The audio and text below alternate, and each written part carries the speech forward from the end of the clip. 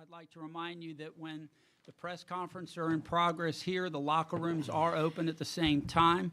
I'd also like to remind you there's no flash photography and no videotaping here.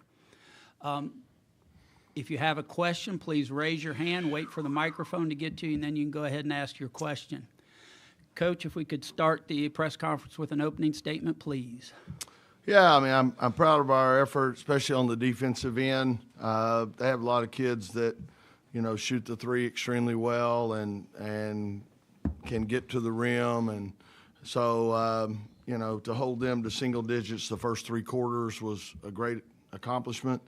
You know, on the other hand, like to see us play a little better offensively, and hopefully we'll, you know, get that going. But, again, obviously I have a great love for Chattanooga and UTC. It was, you know, not I was afraid the NCAA committee was going to do this, but again, proud of them too. They've had an awesome year, and you know, it's a great place. So congrats to them on their season, and again, I'm proud of these young ladies and what they were able to do. Okay, now we're going to open the floor up for questions for the student athletes. So does anyone have a question for the student athletes? Right behind you there, Chatton. Isaiah, you shot just one make for the three-point line from the first three quarters, but then you rocketed off for 4 in that fourth quarter. What electrified going hot in that last period?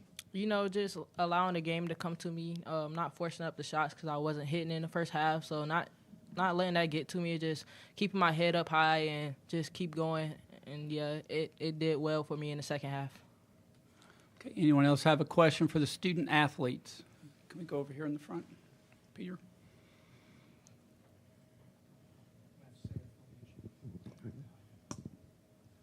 Ladies, first 9 shots, you guys were 1 for 9 to start early, 5 minutes. What were you guys saying to each other there? I mean, it was one of those, you had them contained too, but what were your thoughts first 5 minutes there?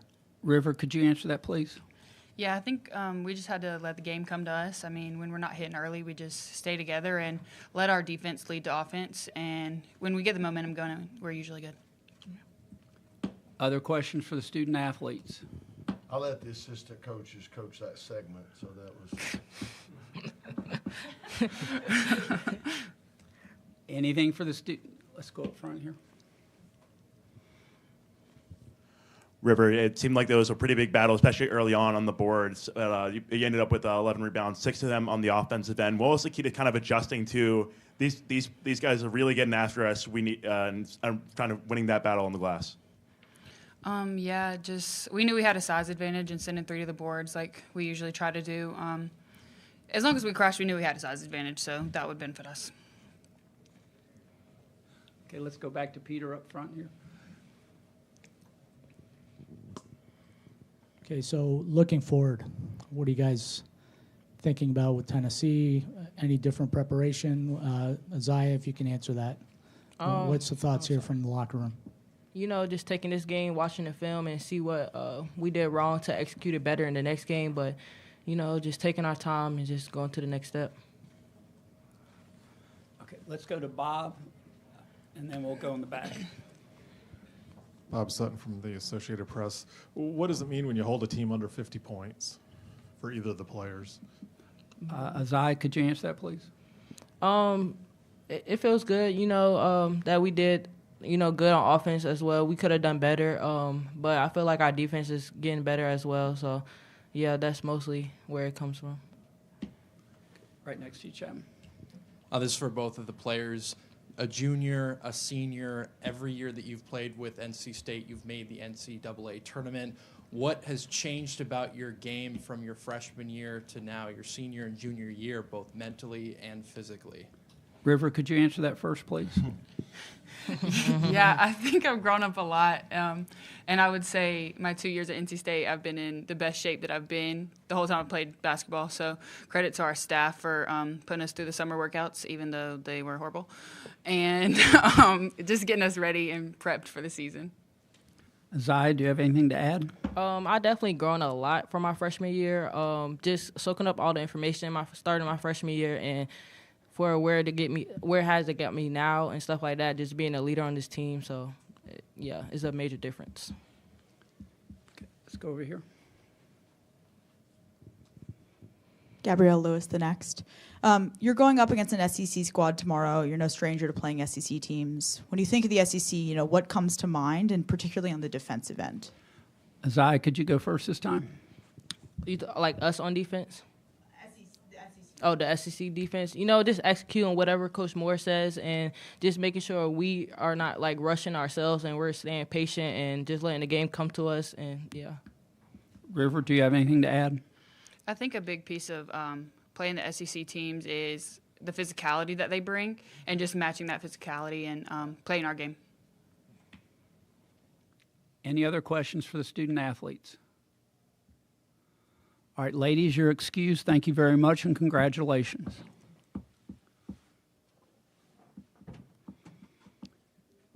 And we'll now open up the floor for questions for Coach Moore. Any questions? Right in front of you, Chapman, and then we'll go over here. Coach, could you speak on the slow start a little bit to the game? I'm sorry, the what? The slow start, the shooting percentage? Well, we hadn't played in a couple of weeks, so let's blame it on that. I don't know. And again, like I said, you hadn't played in a while, and, you're excited, adrenaline, all that. We just, I thought we had some good looks. We just didn't knock shots down. And, again, fortunately, we kind of got in the flow a little bit later. But, we're going to need to try to get off to a better start. Hopefully getting this first game out of the way will help that come Monday. Okay, let's go over here. Could you speak to Rivers' performance tonight, and are you hoping to get her more touches out there? Yeah, again, let's face it. They Chattanooga was smart. They kind of packed it in on her and made it hard for her to get it. And if she did get it, they doubled her, which we anticipated that happening.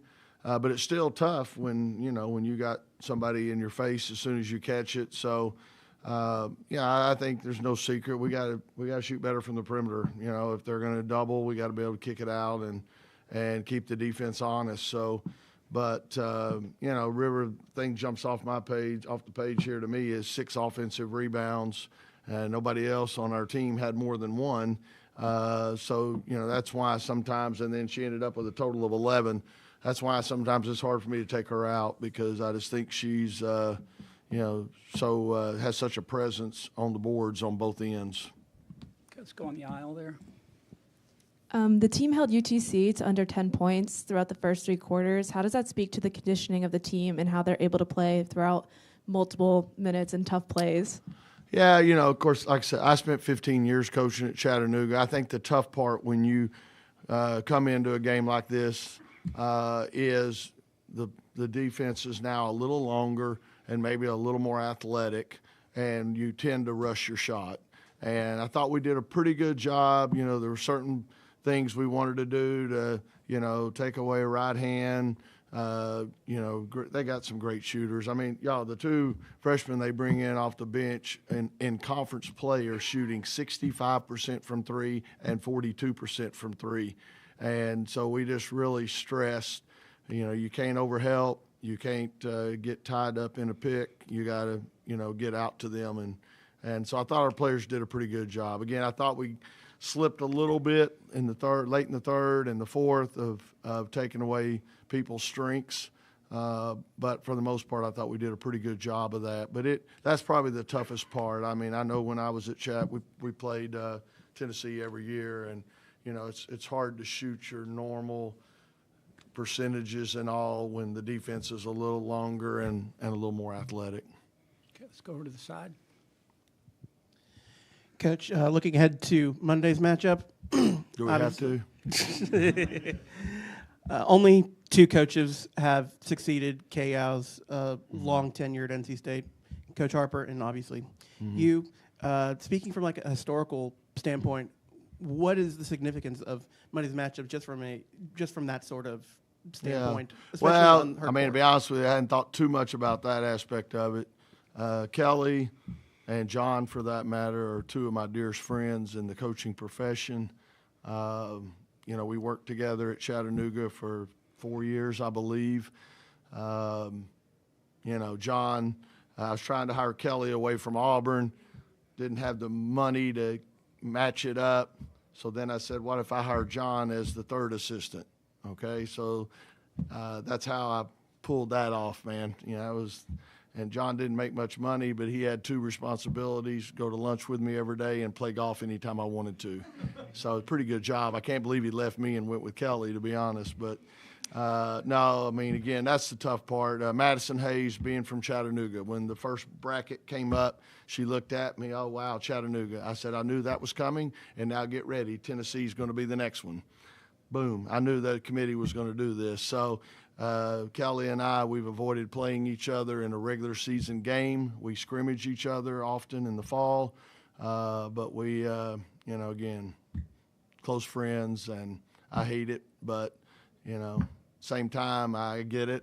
We've been fortunate to dodge it as long as we have. And, it's on the other part of that, it's going to be a great challenge because they're very, very talented. But, as far as, you think about Kelly, she followed Kay Yao and then not directly, but then kind of followed Pat Summitt. So she's been in some pretty good company. And two of those people, both those people had a great impact on my career. I started out coaching at Maryville College in Tennessee, or as we say, Maryville. And, Pat Summitt was really good to me during those times. So a lot of history. I've got 2 degrees from Tennessee. So, which if you saw my high school diploma, you would say, wow, that's pretty amazing. But, our high school transcript. But anyway, both of us, I was obviously an assistant with Kay Yao, and spent a couple of years here with her, and then, like I said, Kelly directly followed her. So we both have a lot of, I look at Coach Yao, what a person she was, and what she's still doing with the Kay Yao Foundation is amazing. So yeah, it is. It's not lost, though. I realize it. Okay, on the edge there.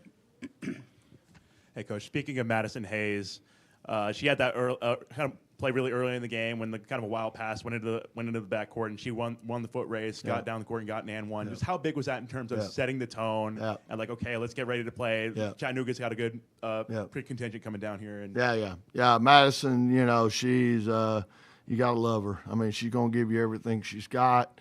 She's our, I consider her kind of a glue player for us. She'll defend the best perimeter player.